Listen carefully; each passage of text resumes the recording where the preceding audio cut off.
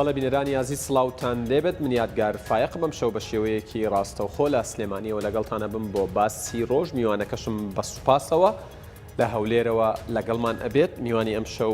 بەڕێز کاک حاجی کاروانە پەرلەمانتاری کوردستان لە فراکسیۆنی یەکگرتووی ئیسلامی کوردستان دیارە مەبەستمە لەگەڵ جەنابیان لەسەر کۆمەڵێک پرس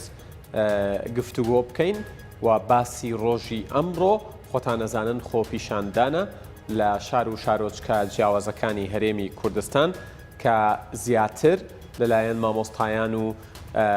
کارمەندانی کەرتی تەندروستی بەڕێوە دەچن و داوای مافی خۆیان و داوای موچەی خۆیانەکەن لە کاتی خۆیە بەبێ سیستمی سەپێنرا و چەسپێندراوی پاشەکەوتی موچە دیارە سەبارەت بەم پرسە ئەمڕۆ حکوومەتی هەرێمی کوردستان کۆبوونەوەیەکی ئەنجامداوە لەگەڵ وەزیرە پەیوەنددارەکان و دواتر بە چەند خاڵێک کە لەناو بەرنامەکە ئاماژەیان پێدەین کەمتر وەڵامی داواکاری خۆپیشاندەرانە زیاتر باسکردنە لەو شتانەی خۆیان کە بەنیازن لێرە بە دوا جێبەجێی بکەن وەکو حکوومەت سەبارەت بە چاکسازی و شەفافکردنی داهاتەکان دیارە سەبارەت بە خۆپیشاندانەکان مەبەستمە لەگەڵ کاک حاجی کاروان بزانم پەرلەمان هەڵوێستی چی ئەبێ و ئایا حکوومەت باشتر وانییە ڕاستەوخۆ بێتە سەرخەت لەگەڵ نوێنەری خۆپیشاندەران و دۆخی خۆیانیان بۆ ڕوون بکەنەوە وارووا سەبارەت بەوەی کە لە ئێستادا ئەوترێت نزیک ئەبینەوە لە بانگەشەی هەڵبژاردن هەندێک جار هەندێک لایەن و کەس ئەوانەی بە تایبەت کە کاندیدن خۆپیشاندەران کە داوای مافی ڕەوای خۆیانەکەن دەکرێن بە ئامراز و کەرەستە بۆ بانگەشەی پێشوەختی هەڵبژاردن ئەمەوێ بزانم کاک حاجی لەو بارەیەوە ڕای چییە و پەیامی چییە واشمەوێ بزانم کە ئایا حکوومەتی هەرێمی کوردستان لە ئێستادا لە توانایدایە بەبێ پاشەکەوت موچە بۆ موچە خۆرانی هەرێمی کوردستان دابین کرد من زیاتر ناڵێم کاک حاجی کاروان پارلەمانتاری کوردستان لە فراکسیۆنی یەکگرتووی ئیسلامی سڵاوتان لێبێت ماندوو نەبن کاک حاجی دیارە من لەوێوە دەست پێ یەکەم ئەمڕۆ ئێوە لەناو خۆپیشاندەران حزورتان هەبوو بەشدار بوون لەگەڵیان ئەمەوێت بزانم خۆپیشاندانەکان تا چەندە ئەتوانن چارەسەری ئەم دۆخە بکەن تا چەندە ئەتوانن حکوومەت ناچار بکەن بێنە سەرخەت و ئایا ئەمە ئەبێت بەهۆی ئەوەی کە کێشەکان چارەسەر بکرێن یاخود دەبێ میکانیزمی دیکە بگیرێتە بەر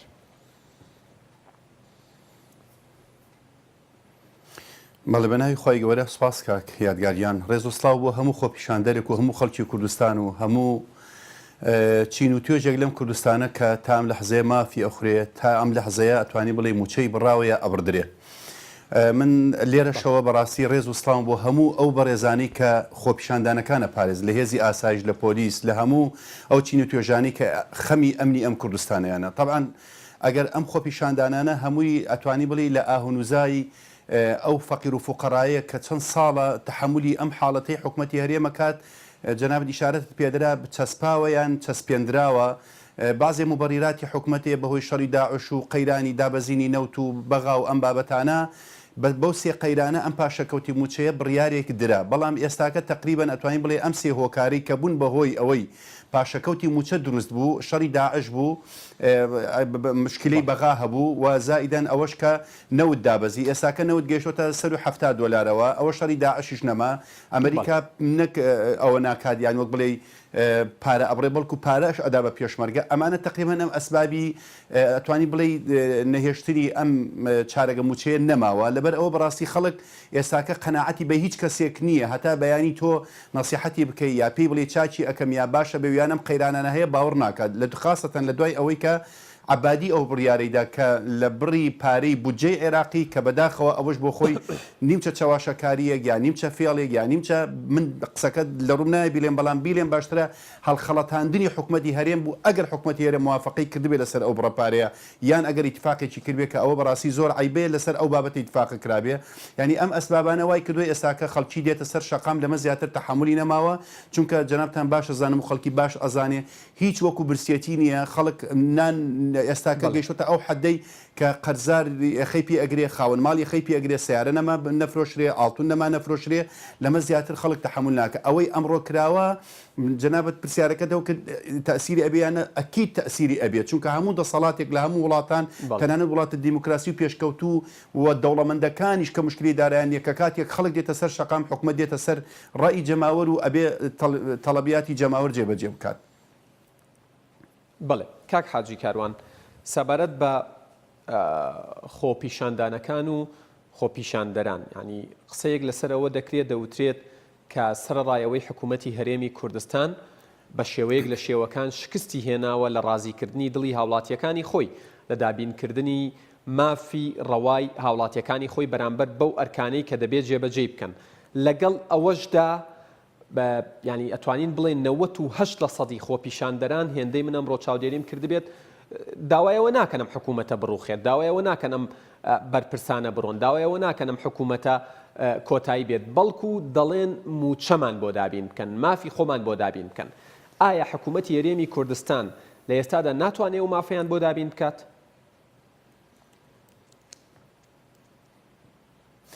من بە سەراحەت ئەیلێم و جەنابشتان باش ئەزانن ئەمڕۆ لە ناو خۆپیشاندانەکان شەو قسەیم کە لێرەش ئەیکەم ئەگەر تەڵەبەیەکی سەد شەشی ئیبتیدایی بێنی هەرسێ ئەو پارەیە لە یەک بدا پارەی ئەوەی کە لە داهاتی نەوت دێتە یعنی نەوت فرۆشتنی کوردستان دێتە ناو دەخیلەی هەرێمی کوردستانەوە و لەگەڵ ئەو پارەی کە لە داهاتی ناوخۆ دروست ئەبێ و لەگەڵ ئەو پارەی کە عبادی ئێستاکە نردوێتی ئێمە لە پەرلەمان ئەو پرسیارەمان ئاراستەی بەڕێز وەزیری دارایی حکوومەتیش کرد وتمان ئێوە چەندتان پێویستە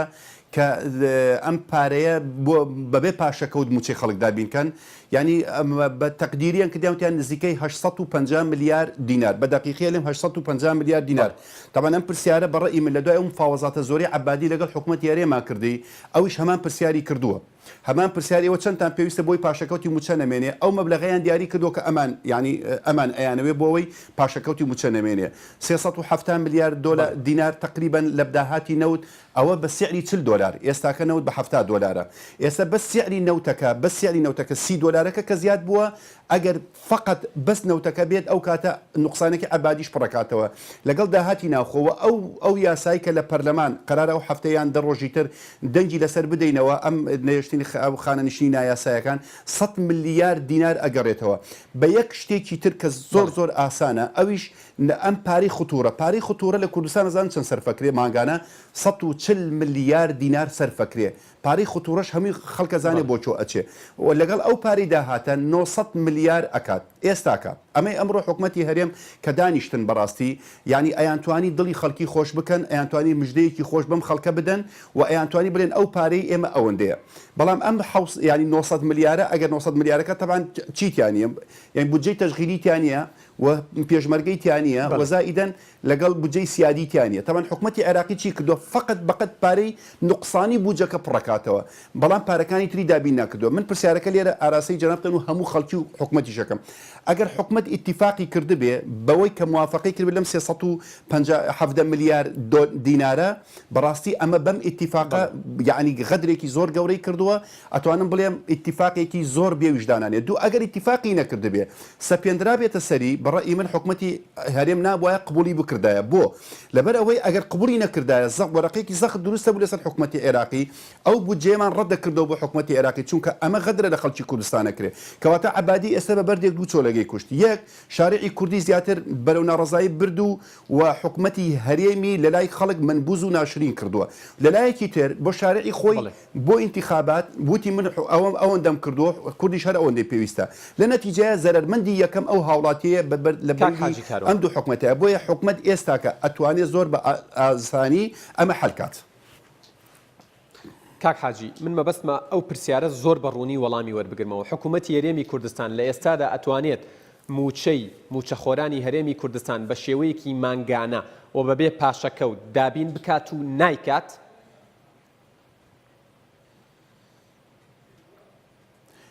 من بە دەقیقی من بە ژماردن پێتم وت ئەتوانێت دابینی بکات بەڵام کە نایکە ئەسبابەکان چییە؟ ئایا یان وەرەقەیەکی زەختە لە حکوومەتی عێراقیەکە بۆی زیادیکە یا ئەوە تا قەرزی تری بەدواوەیە یان من قسەکە ینی بیڵێن باشترە لەواچێ هەندێک کەس لە پشتی ئەم بابەتەوە هەبن کە قازانجی سەرەکی ئەکەن لەم ئەزمەیە کە بۆ خەڵکی دروست بووە حکوومەتی هەرێم نایکە ئەبێ ئەو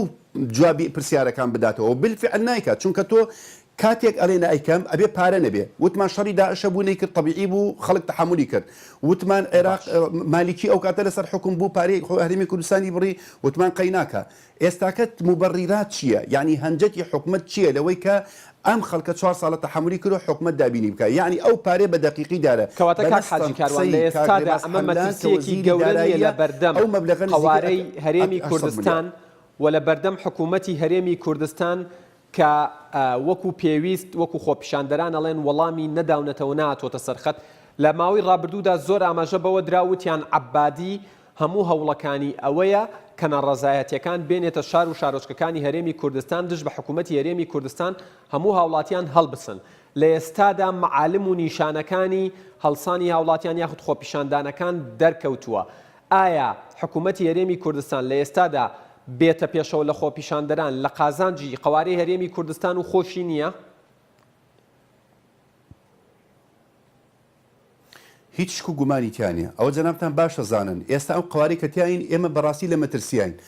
ئەوەی کە بەهۆی ئەو سیاسەتانی کە کرایە بەهۆی ئەو خیانەتە گەورەی کە کرا لە هەرێمی کوردستان 150 خاکی کوردستانمان لە دەستدا ئێستا ئەیانەوێ ئەو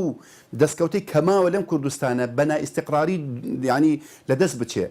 بەڵام پرسیارەکە لێرێ ئەگەر حکومەتێک عاقڵ بێ ئەگەر حکومەتێک بەدەمی هاوڵاتیانەوە بێ ئەگەر حکومەتێک چارەسەری فقط لە سێکتەرەکان بکە بەست گەندەڵی نەهێلێ باور کە پێویستیمان بە عەبادی نابێ ئێستا ئەو پارەی کە هەیە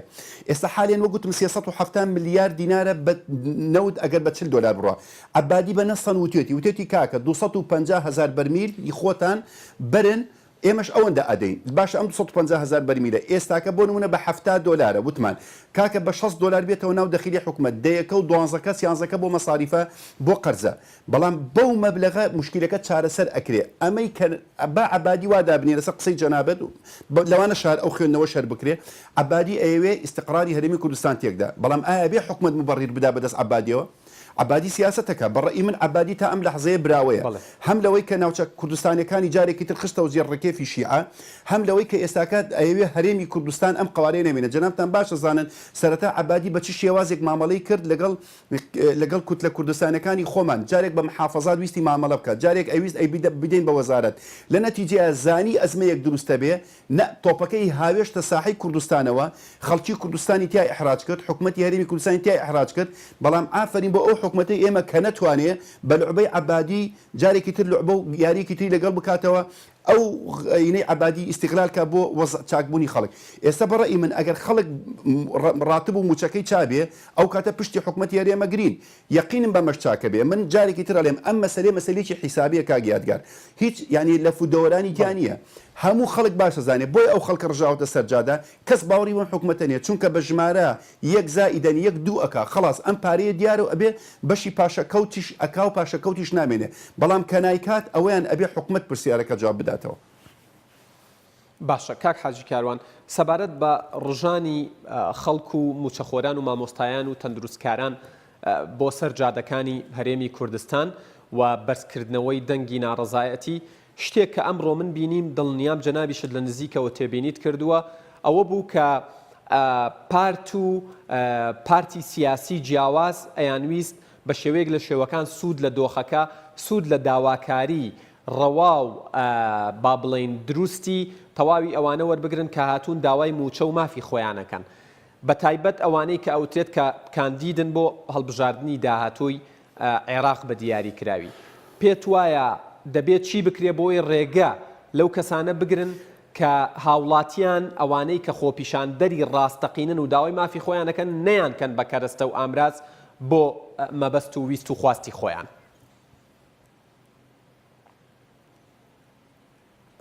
کاگیادگەر هەموو باشە زانین حیزبە کوردستانەکان هەمویان ینی عینەن هەمی مۆزەفی هەوی مامۆستای هەیە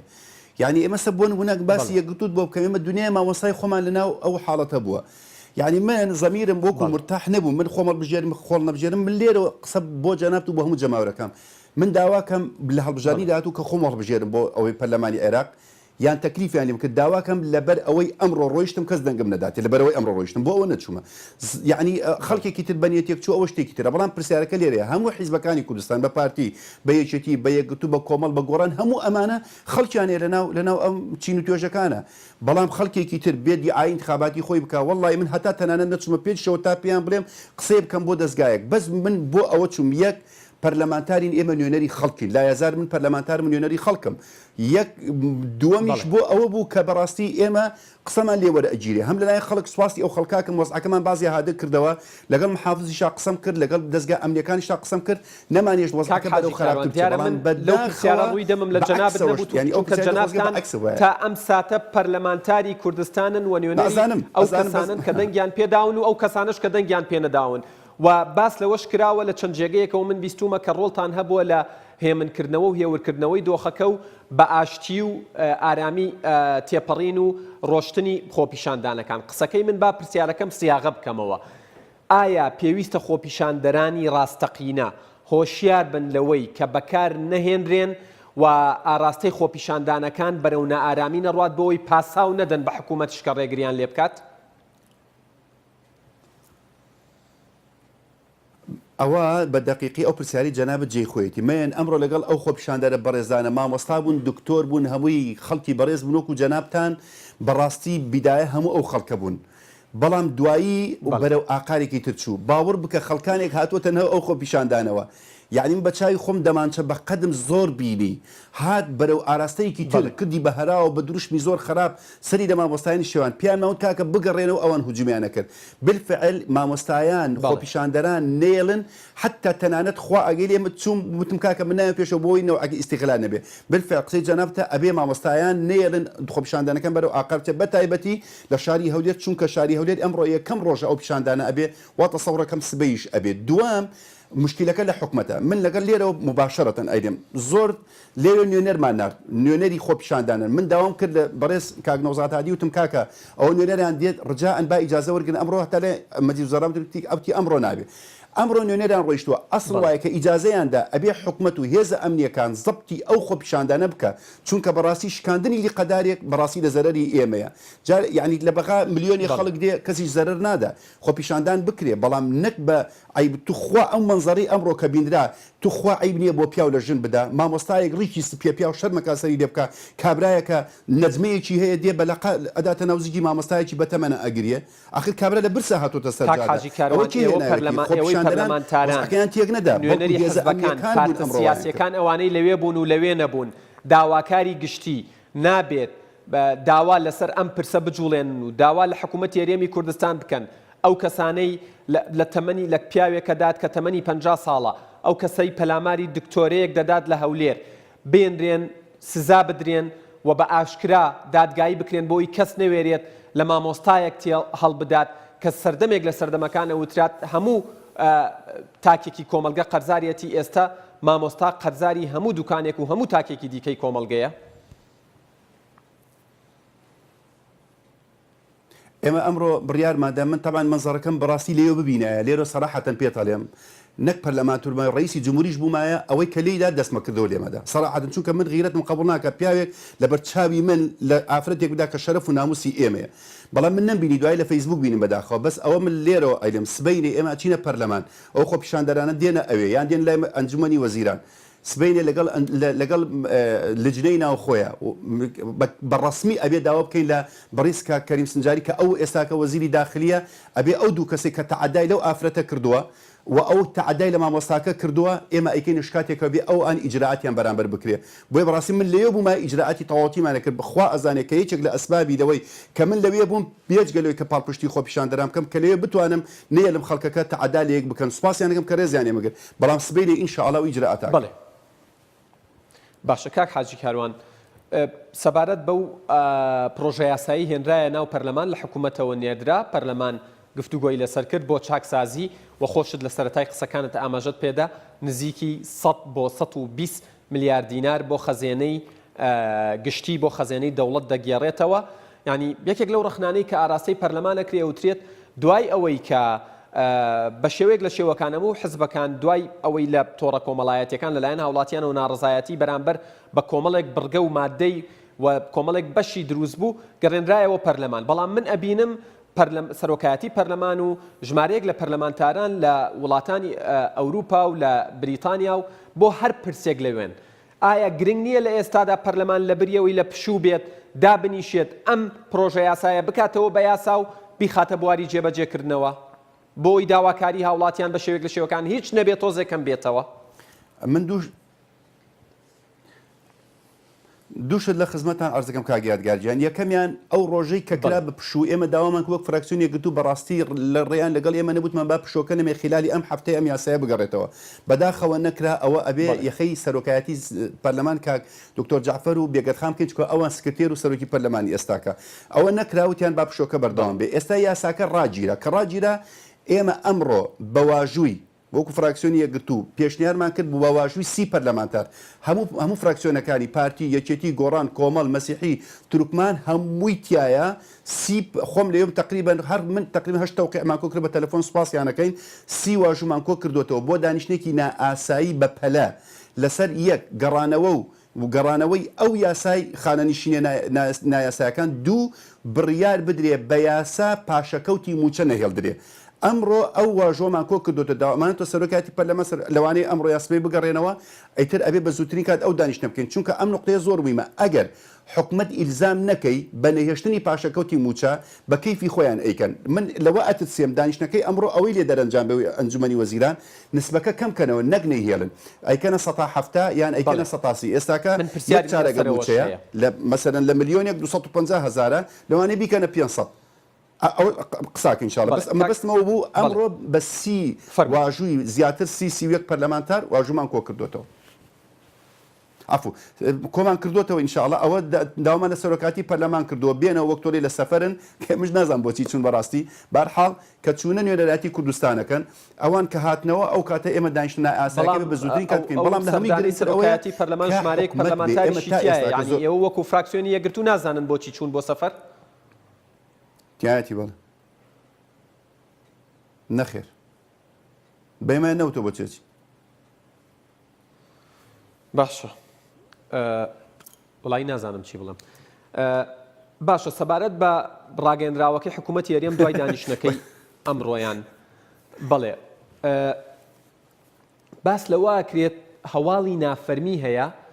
کە پاشەکەوتی سەپێنراوی سەر موچەی موچەخۆرانی هەرێمی کوردستان زۆر لای سەرەوەی ببێ بە 30% لای خوارەوەی کەمترینی بێ بە 10%. ئەم هەواڵە تا چەندە ڕاستە و ئایا ئەمە دەبێت بە سیستمی نوێی موچە یان هەر پاشەکەوتەکەیە و کەمیەکەنەوە؟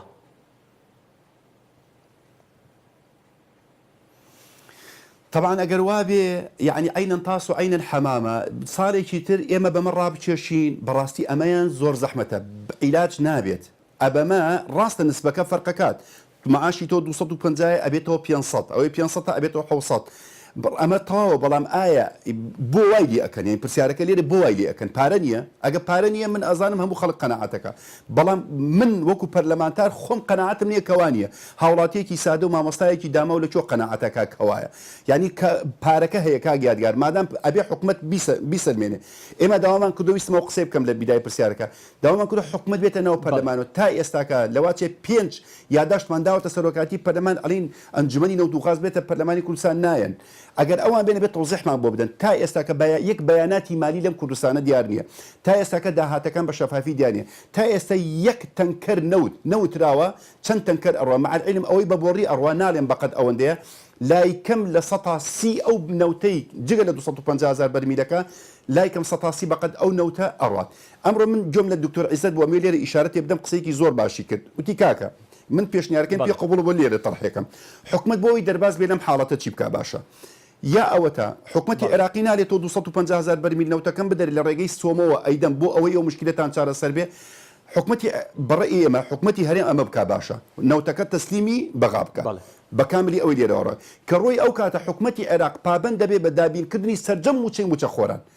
با ئەم فترێ وابێ لەبەرەوەی موچە خۆران یارمی کوردستان هیراکەن دوو ئەگەر ئەوەمان کرد ئەو کاتە داهاتە ناوخۆکەی لەبەردەست ئەبێ بەشی بودجەی تەشغیلی ئەکا و بەشی بودجەی سیادی خۆشی ئەکات گرفت نابێ با ئەو هەنجەتەوە حجەی عبادی ببڕێتەوە ئەو 250,000 بەرمیلە ئەڕوە خۆ ئەمان بای گەندەڵی و بردنەکەی خۆیان هەر ئەمێنە بە بتەنکەر نەورت بیبن هیچ مشکلیان نابێنێ ئەو کاتە ئیتر عبادی حجەی نامێنێ کە ئەو ئەڵێ ئەوەندە نەوتەم تەستیم کە من سەرجەم موچەکە دابین ئەەکەم ئەگەر ئەمەی نەکرد حەل چییە؟ حەلی دووەم ئەوەیە حکومەتی هەرێم ئەو پاشەکەوتەی کە ئەو پارەی کە هەیەی هەندێک تەقلیسات بکە پارەی ئەو مەخاترەکان نەهێلێ بڵین پارەی ئەو بابەتانە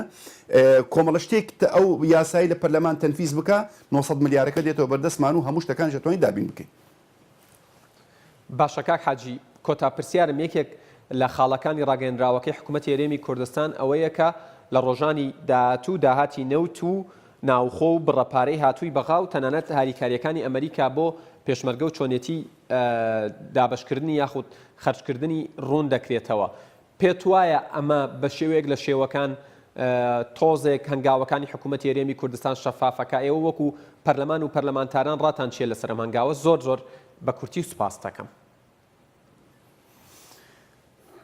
بە کورتی ئەگەر ئەو هەنگاوە هەتاکو ئەتوانین بڵێ 180 باشە ئەگەر تەنفیز بێ بەڵام 120ەکە هێشتا تموحی هەموو هاوڵاتیان نیە ئەگەر ئەوەی ئەو ئەیلێ زۆر باشە تەنفیز ببێ بەڵام هێشتا هەندێک داهاتەیە دیار نییە سەراحەتەن وتمان ئەو 120 ملیار یا 140 ملیارە بۆ ینی هیری مەخاتر ئەوە بێت ینی سەرفە بێت پێویست ناکات ئەو 100 ملیارە لەو نایاسایی و بندیوار و ئەمانە بگەڕێتەوە ئەو 240 ملیار لەلایەکی تر ئەو پارەی کە لە بەعزێ تەقلیساتی تر بکرێ پارێکی زۆر ئەمێنێتەوە کاتە هیچ مشکلە نابێ و ئەتوانێت حکومەت ئەوەش جێبەجێ بکە و یەک گرفت نامێنێ و یەک چارەگە موچە و پاشەکەوتی موچەش نامێنێ. بڵێ کاک حاجی کاروان پەرلەمانتاری کوردستان لە فراکسیۆنی یەکگرتووی ئیسلامی کوردستان کە لە هەولێرەوە لەگەڵمان بووی زۆر سپاس بۆ زانیاریەکانت سپاس بۆ کاتەی بە ئێمە و بە بینەرانت بەخشی.